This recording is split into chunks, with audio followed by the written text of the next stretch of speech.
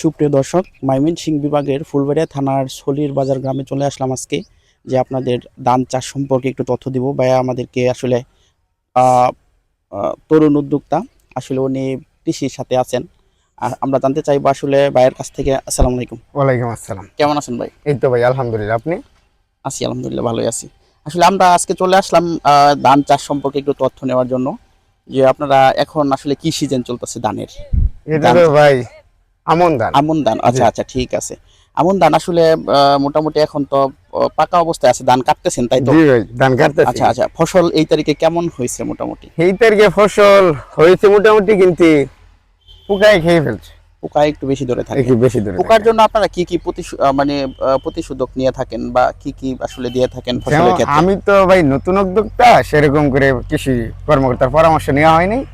আচ্ছা তাই আচ্ছা, সঠিক আমি জানি না, কিন্তু আপনাদের এরিয়াতে কৃষি যে উপজেলা উপসহকারী কৃষি অফিসার আছে, এরা কি আসেন, আসে মাঝে মাঝে আসে, প্রোগ্রাম আপনাদের করে, পরামর্শ দিয়ে থাকেন তো? পরামর্শ দেয়। আচ্ছা আচ্ছা, আপনারা যে আমন ধান কাটাপতি এই তারিখে যে ফসল দেখা যাচ্ছে কেমন হতে পারে?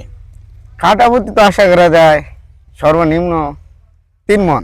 3 মণ, আচ্ছা আচ্ছা, আলহামদুলিল্লাহ, তাহলে তো ভালোই।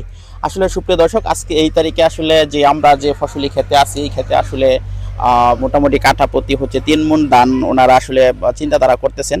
আসলে আপনারা ধানের বাজার কেমন পান, বা খরচ বর্তমান অনুযায়ী ভাই বাজার অনুমান কমই। কম? আচ্ছা আচ্ছা আচ্ছা, এটাই। ঠিক আছে। আর হচ্ছে যে আপনারা ধানগুলো কিভাবে সেল করে থাকেন? আসলে বিক্রয় প্রতিনিধি আপনাদের কাছে আসে না আপনাদের নিয়ে যেতে হয়? আমরাই যে তাদের সাথে কথা বলি, পরে তারা ধানগুলো বাইরে আপনারা কোথায় সেল করে থাকেন? সেল করে থাকি। অনেক বড় পাইকার আছে ধানের, পাইকার, তাদের আচ্ছা কাছে। আচ্ছা। মানে আপনাদের বাড়ি থেকে এসে নিয়ে যায় না নিয়ে যাইতে হয়? ফুলবাড়িয়া যে একটা থানা আছে, এখানে কি আপনারা গিয়া বিক্রি করেন?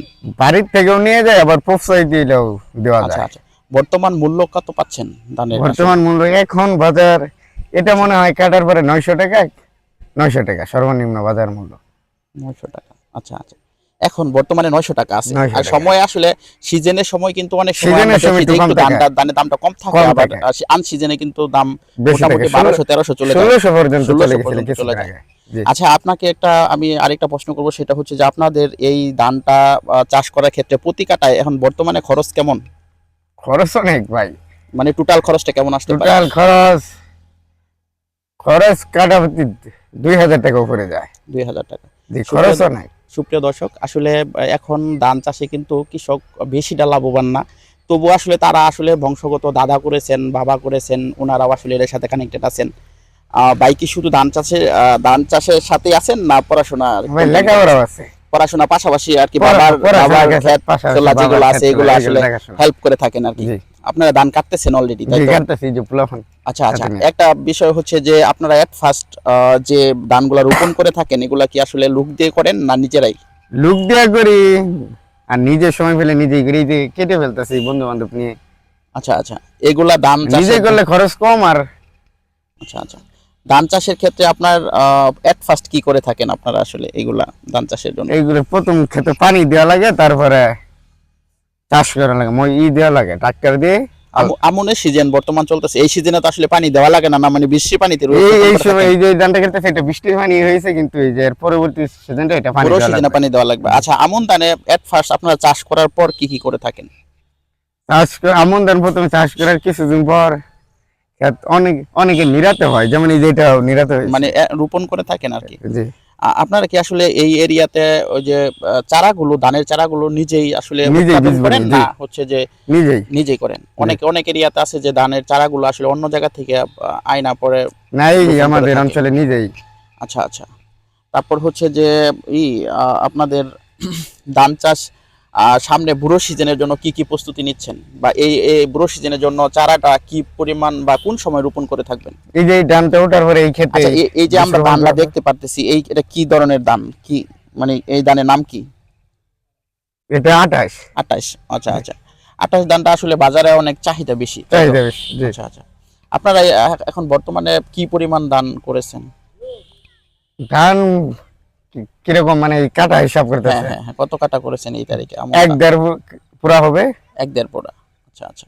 আপনারা কি এগুলো আসলে এক দেড় পুরা কি নিজেরাই ইয়া করে থাকেন? নিজেরই, জি নিজেরই। জি। আরেকটা বিষয় হচ্ছে যে আপনারা এই ধানগুলো কি আসলে নিজেই কাটেন না আসলে লোক দিয়ে কাটান? লোক দিয়েও কাটানো হয়, এই নিজেরাও বললাম তো সময় পেলে নিজেই কাটে। নিজেরাও কাটতে জি। থাকেন আর কি। আচ্ছা আচ্ছা। প্রতি যদি আমরা কাঠায় চিন্তা করি ২,০০০ টাকা খরচ হয় সুপ্রিয় দর্শক, আসলে ৯০০ টাকা যদি বাজার মূল্য থাকে তাহলে হচ্ছে ৩ নং ২৭০০ টাকা। এখানে আসলে ওনারা ২,০০০ টাকা খরচ হলে আসলে প্রতি কাঠায় ওনারা লাভ পাচ্ছে হচ্ছে ৭০০ টাকা। তবুও আসলে ওনারা কিন্তু প্রতিনিয়ত কষ্ট করে তারপর আসলে ধান চাষ করে যাচ্ছেন। আসলে যারা ধান চাষ করে থাকেন, গ্রামের যারা কৃষির সাথে কানেক্টেড আছেন, তারা যদি আসলে বহু কষ্ট করে এত সুন্দর করে ফসল না ফলাইতো, আমরা শহরের মধ্যে কিন্তু আসলে কখনোই এত সুন্দর করে থাকতে পারতাম না। বাহিরের কান্ট্রি থেকে যদি ধান বা চাউল এগুলো ইনপুট করতে হতো তাহলে পার মন ধানের দাম থাকতো হচ্ছে গিয়া মিনিমাম ৩ থেকে ৪ হাজার টাকা, মানে অনেক দ্বিগুণের থেকে বেশি দাম হতো। তো আসলে আপনারা এই ধানগুলা চাষ করার ক্ষেত্রে কি কি সমস্যা ফেস করে থাকেন?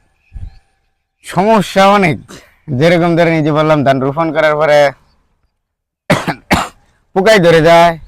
এরপরে এই যে ধানটা যখন এই যে পাকার মৌসুম তখনও পোকায়, এই যে দেখা যাবে দেখেন এই যে খেয়ে পোকা, আচ্ছা পোকার পোকায় জন্য প্রধান আপনারা কি সমস্যা ওই যে পোকায়। যেগুলা স্প্রে জাতীয় বিষ আছে এগুলা কি আপনারা জি, ব্যবহার করা হয়, তবুও পোকায় অ্যাটাক করে তবুও থাকে পোকায় কিছু অ্যাটাক কিছু করে। সময়? জি, কি ধরনের পোকা আসলে আপনারা যখন পোকায় অ্যাটাক হবে তখন উপজেলার যে উপসহকারী কৃষি অফিসার আছে তাদের সাথে পরামর্শ করবেন, করার পর হচ্ছে তারা একটা নির্দেশনা দিবে। আমরা বলে থাকি গাছের ডাক্তার যারা, তারা তাদের সাথে আপনারা পরামর্শ করে থাকবেন। হ্যাঁ, তারপর ওনারা আসলে একটা ট্রিটমেন্ট দিবে, ওইভাবে আসলে বীজগুলো স্প্রে করে থাকবেন, তাহলে ফলনটা সব থেকে বেশি পাবে। হ্যাঁ, ঠিক আছে। ঠিক আছে, ভালো থাকবেন। অন্যদিন আরেকটা প্রতিবেদন নিব সুপ্রিয় দর্শক। আসলে আজকে আমরা এই পর্যন্ত একটা ভিডিও আপনাদেরকে দিলাম, আর একটা ভিডিও ক্রিয়েট করব। সবাই ভালো থাকবেন। আসসালামু আলাইকুম।